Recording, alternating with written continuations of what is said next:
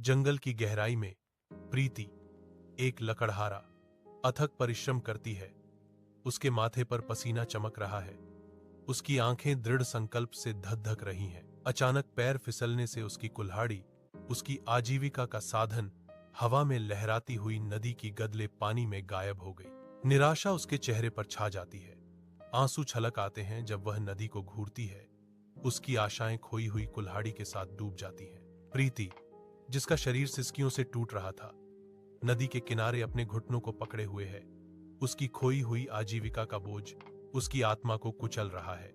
एक सुनहरी चमक उसकी आंखों को पकड़ लेती है, क्योंकि एक दिव्य आकृति गर्मी बिखेरते हुए पानी से निकलती है, एक चमकती हुई सुनहरी कुल्हाड़ी पकड़े हुए।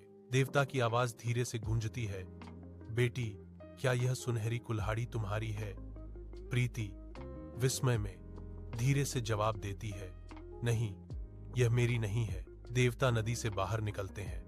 उनके हाथ में एक जंग लगी लोहे की कुल्हाड़ी है। जैसे ही प्रीति की आंखें पहचान से चमक उठती हैं, प्रीति की आंखों में खुशी के आंसू आ जाते हैं और वह कहती है, हाँ मेरे स्वामी, यह मेरी कुल्हाड़ी है। देवता प्रभावित होकर प्रीति को तीनों कुल्हाड़ियां प्रदान करते हैं, जिससे उसका हृदय कृतज्ञता से भर जाता है और वह गहराई से झुककर प्रणाम करती है।